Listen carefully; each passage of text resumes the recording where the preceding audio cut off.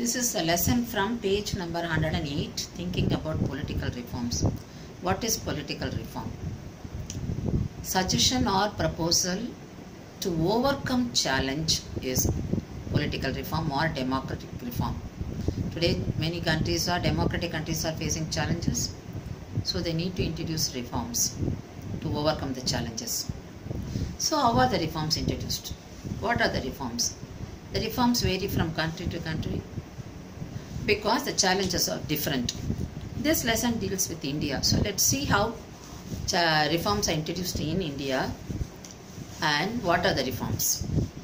Now the first reform, the first way of introducing reform, carefully devised changes in law can help to discourage wrong political practices and encourage good ones.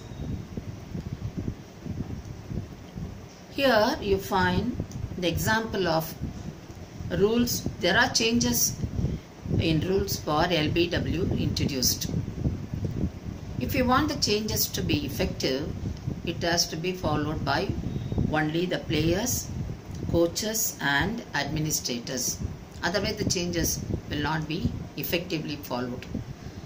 Similarly, when there are reforms introduced, the reforms have to be carried out mainly by political activists, political parties and politically conscious citizens and movement groups. The next one is, any legal change must carefully look at what results it will have on politics, because sometimes it may be counterproductive. For example, people who have more than 2 children were banned from contesting panchayat election. So what happened?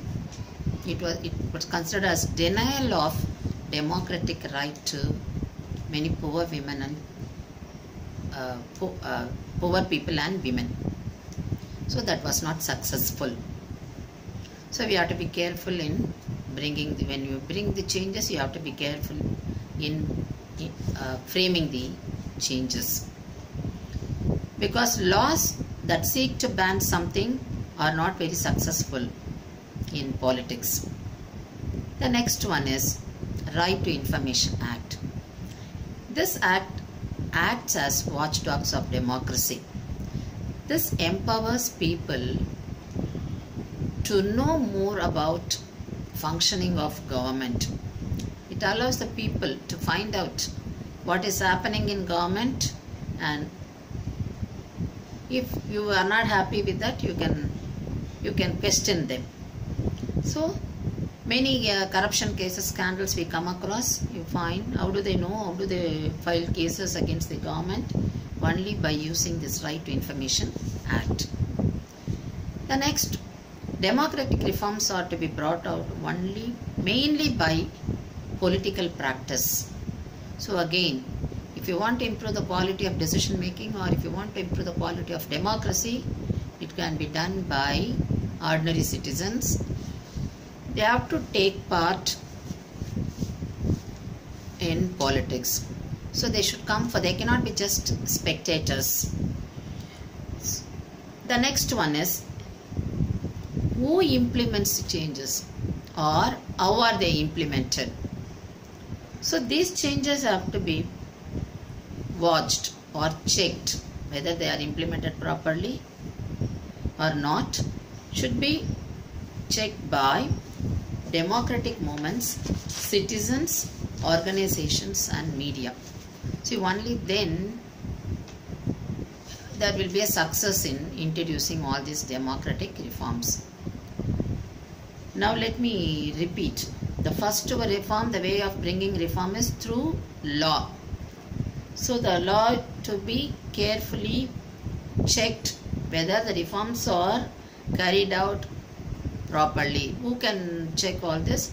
Political activists, parties, people and movement groups.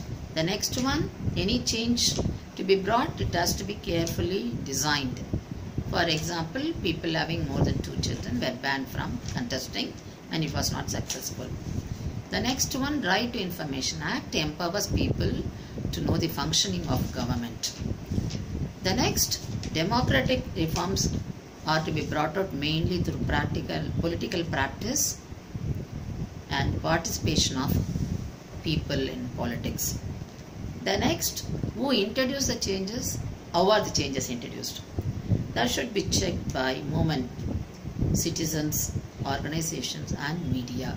So you can find democratic reforms are successfully introduced in India and effectively followed. So you have one more lesson, I will continue later.